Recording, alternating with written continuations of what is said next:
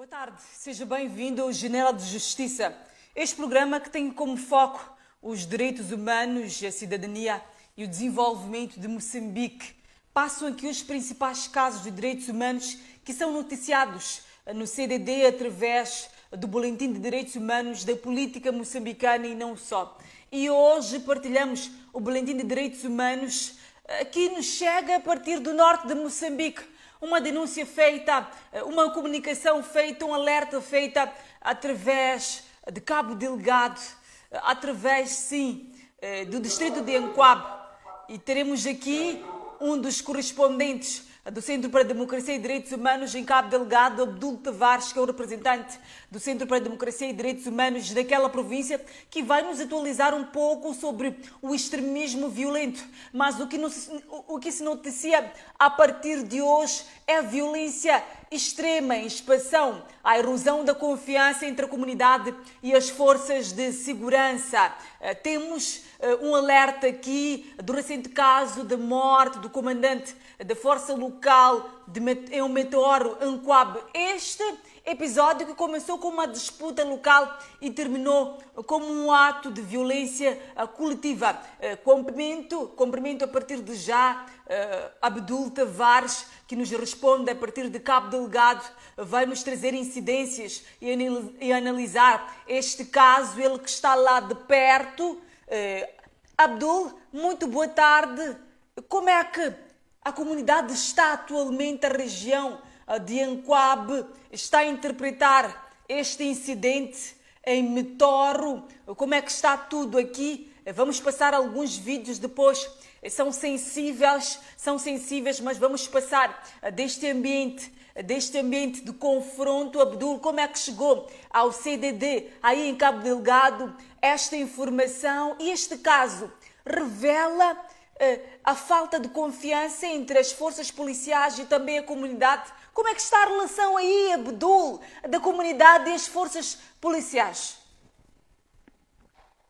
Muito obrigado, Sheila, por mais uma vez nos convidar o CDD Cabo Delgado para tomar desse espaço para fazer a atualização de questões ligadas à segurança e à relação entre as forças de defesa e segurança e as comunidades. Como sabem, a província de Cabo Delgado está desde outubro de 2017 nesta encruzilhada do extremismo violento. E este, na verdade, é mais um caso que nos chega a partir de Metoro, que foi largamente noticiado por jornais locais, mas também nacionais e internacionais, sobre a morte violenta do comandante da força local na vila de Metoro, no distrito de Anquabe.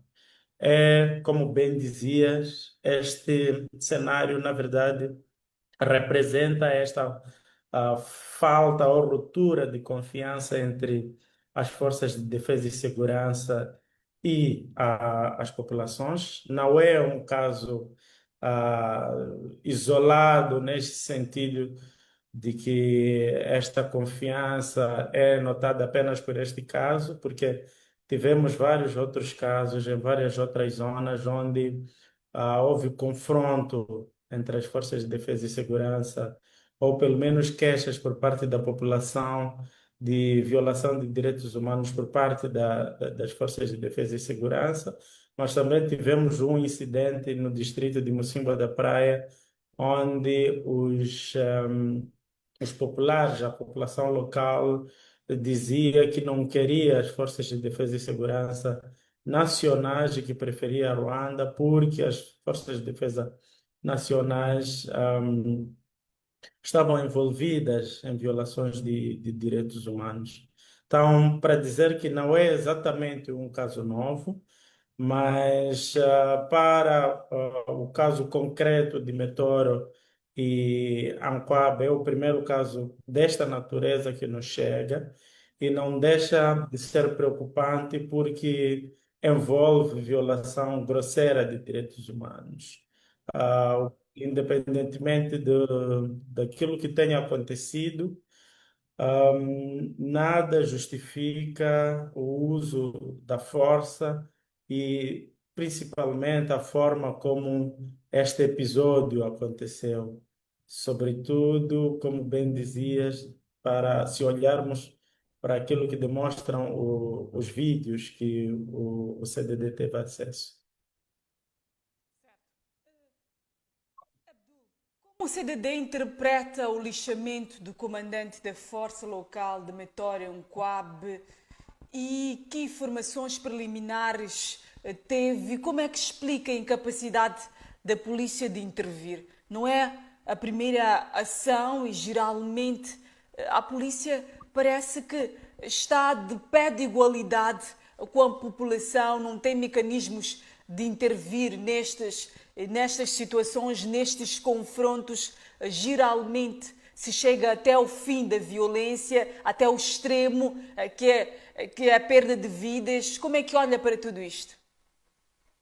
Olha, este caso é mais grave ainda porque, de acordo com a notícia que nós tivemos, aconteceu na presença da Polícia da República de Moçambique. E isto, em primeiro lugar, mostra a incapacidade de resposta imediata por parte da própria Polícia da República de Moçambique, o que é lamentável porque olhando para o cenário em que a província de Cabo Delgado vive hoje, precisamos de uma polícia mais atuante, com mais meios e, principalmente, com técnicas para poder intervir neste tipo de caso, sobretudo usando a lógica de aproximação, a lógica de diálogo. E este caso nos mostra que este ambiente de revolta extravasou qualquer possibilidade de diálogo, mas isto demonstra de forma mais geral e específica também a ruptura da confiança entre as comunidades e as forças de defesa e segurança. Quando temos comunidades que não respeitam a farda que é usada pelas nossas forças de defesa e segurança, que estão para nos protegerem, é porque precisamos repensar esta relação, mas principalmente olhar para as causas raízes que fazem com que a polícia, a força local não seja respeitada nesses termos.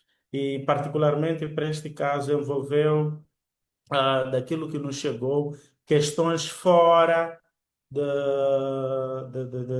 funcionamento normal da força local. Estamos a falar de um episódio em que um jovem foi arrancado uma motorizada e esta motorizada depois surgiu em mãos alheias e a população reconheceu de que esta motorizada era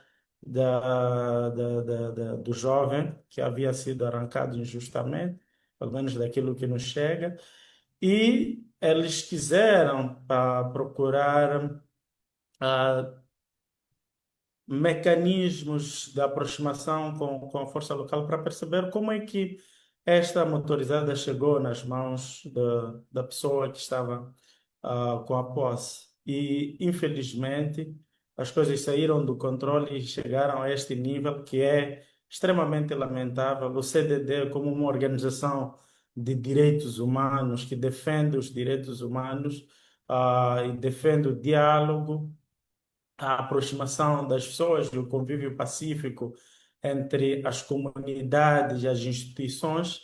Lamenta bastante este sucedido, mas é extremamente importante ah, olharmos para este tipo de casos, sobretudo as suas raízes, para podermos estancar desde o início. E como bem dissemos no texto que escrevemos sobre este episódio, isto é um sintoma, na verdade. É um problema grave que aconteceu, mas também é um sintoma desta falta de aproximação, desta falta de confiança que se rompeu entre as autoridades ao nível local e as comunidades, que deveria ser uma relação de aproximação, de ajuda mútua, uma vez que a polícia, a força local está lá para apoiar na questão de segurança comunitária. Abdul, que ligações podem ser estabelecidas entre essas tensões comunitárias e a expansão do extremismo violento? E uma outra questão é como esta ruptura, esta falta de confiança, esta crise de confiança entre a população e também as forças de segurança pode abrir espaço para a expansão do terrorismo violento. Pois, e é uma questão extremamente importante, porque a nossa província, como eu disse na contextualização, está envolta esta crise do extremismo violento desde 2017 e grupos extremistas podem se aproveitar da existência dessas sublevações e poder, de alguma forma, mobilizar esses jovens para fazerem parte do grupo, uma vez que se mostram radicalizados. Quando um grupo de 50 pessoas leva um comandante da força local a Mara e até a Fogo, esses jovens ou este grupo é um grupo radicalizado e se não confia nas instituições de segurança que deveriam fazer a monitoria de segurança dentro desta comunidade em específico e recorrem até ao uso da força para atacar as próprias instituições, estamos numa crise extremamente difícil de gerir, mas também de forma, ou podemos dizer que é uma crise também de difícil gestão, uma vez que esta relação de proximidade, de confiança, é necessário exatamente para não permitir que grupos extremistas entrem nesses distritos com alguma facilidade e atuem com o apoio das comunidades. Se as comunidades não sentirem o apoio por parte das instituições de segurança, existe uma grande possibilidade deles apoiarem outros grupos, uma vez que podem procurar legitimidade dentro da, daquilo que é a sua segurança. E nós, como falamos no episódio passado, os grupos extremistas violentos têm duas formas de atuação. Por um lado, atuam de forma direta, atacando as populações, saqueando bens, e levando para as suas bases. Mas, por outro lado, existem aqueles contextos em que os grupos extremistas vão para fazer um ataque numa comunidade, mas não fazem exatamente um ataque. Eles entram na comunidade e fazem uma sensibilização de que nós somos o grupo X, pertencemos a isto, a nossa ideologia é esta, etc. E tentam mobilizar a população para se juntar a este grupo. Então, isto de forma particular é perigoso exatamente porque pode permitir que estes grupos encontrem espaço para a mobilização de uma comunidade ou de uma população que está de costas viradas para as instituições de segurança que deveriam fazer este papel. Para se vencer o extremismo violento, é extremamente importante que haja esta ligação entre as comunidades com as autoridades de segurança para juntos trabalharem na partilha de informação, na sensibilização das pessoas para não, sobretudo dos jovens, para não aderirem a esses grupos extremistas e quando isto encontra um cenário diferente, os riscos podem ser maiores para que haja penetração de grupos extremistas nesses contextos. Certo, muito obrigada, Abdul. Abdul, a partir de Cabo Delgado, atualize-nos de como está a evolução do extremismo violento em Cabo Delgado e Nampula, há evidências de novas rotas ou dinâmicas de mobilidade dos grupos extremistas nestas duas regiões? O que podem nos atualizar desde o ataque em Nampula? Há alguma novidade? Como é que estão as comunidades? Pelo menos para hoje não temos notícia de grandes ataques. A notícia que temos, mas ainda não confirmamos, é a que veio do jornal Canal de Moçambique, que diz que existe um grupo de extremistas violentos que bloqueou a estrada N1 na zona de Anquabe. E por coincidência, o distrito que estamos aqui a falar.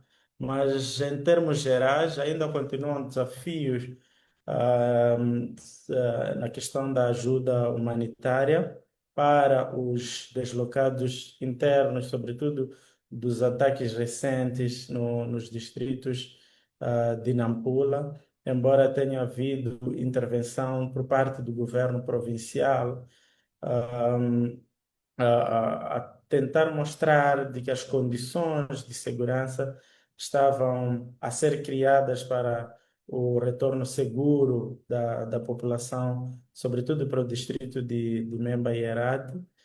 E fora isso, ainda não temos novas atualizações. Certo. Vamos pensar em soluções, Abdul, que iniciativas são necessárias para travar ou reduzir essas tensões entre a comunidade e as forças de segurança? Qual deve ser a prioridade imediata para evitar episódios como o de Meteoro, que esteve aqui a compartilhar?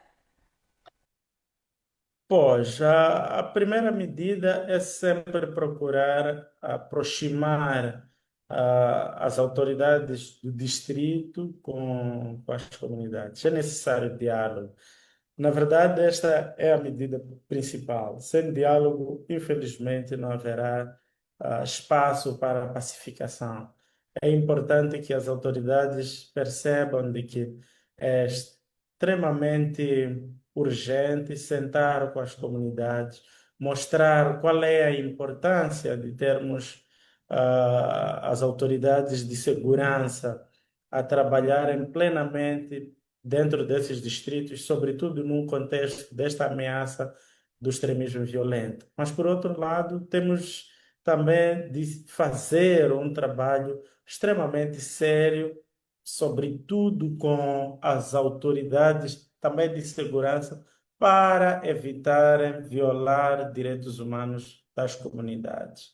A violação de direitos humanos, em algum momento, pode levar a cenários como estes que nós estamos a reportar agora, como os que aconteceram no distrito de Anquabe. Então, é extremamente importante que as forças de defesa e segurança, tanto a polícia, tanto as nossas forças armadas de defesa de Moçambique, mas principalmente para a força local, perceber de que existem protocolos que devem ser seguidos quando se está a lidar com as comunidades. Falo de forma particular da nossa força local, pelo facto dela ser uma força nova, em termos de preparo para atuar, não tem o mesmo preparo que a Polícia da República de Moçambique ou as nossas Forças Armadas de Defesa de Moçambique. Então, deve-se ter este cuidado de chamar a atenção para que a relação com as comunidades seja uma relação de, de respeito mútuo, uma relação que permita que as pessoas vivam confiando as forças de defesa e segurança e não permita que grupos estranhos penetrem dentro dessas comunidades. O terceiro, costumamos sempre a repetir isso, é necessário que haja espaço para que intervenções, sobretudo de desenvolvimento, tenham lugar. Nós temos nesses distritos muitos jovens que, infelizmente, não têm uma ocupação algo que lhes permita se ocupar e não pensar em violência. Como diz o velho adágio, uma mente desocupada é oficina para o diabo. Então, é importante que ações de apoio para os jovens, para reconstruírem, sobretudo na dimensão econômica, criar emprego, criar espaços de interação e de coesão social dentro dessas comunidades, para que elas façam parte, entendam que devem fazer parte do desenvolvimento das comunidades. Entendam que as instituições do Estado existem porque existem comunidades, porque existe uma sociedade. E esta relação, ou esta relação que eles têm com o Estado, é uma relação, em primeiro lugar, de pertença. Eles pertencem ao Estado. O Estado é de todos nós. Mas isso não se faz apenas com apelos, com discursos políticos. É preciso arranjar espaço, mecanismos, apoio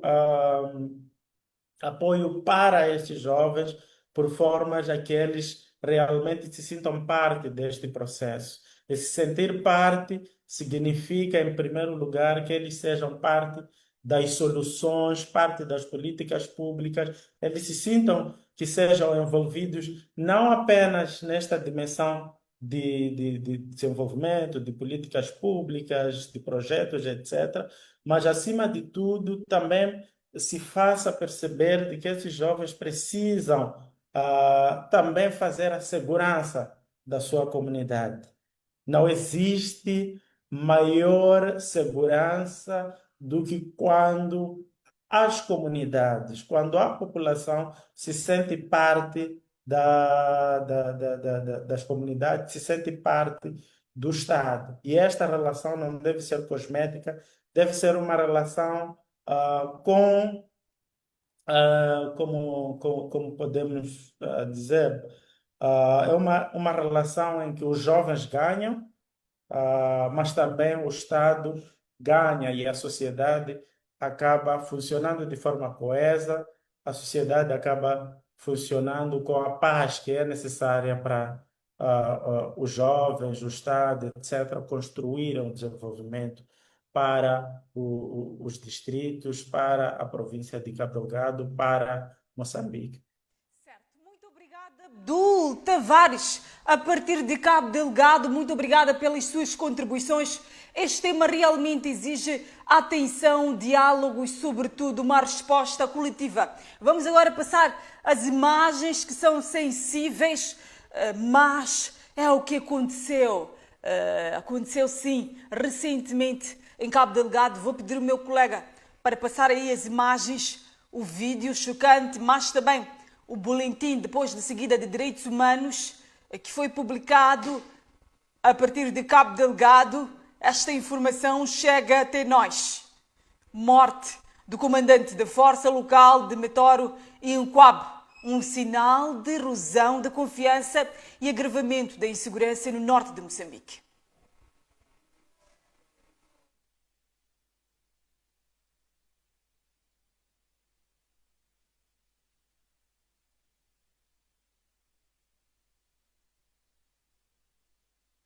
Imagens, terminamos.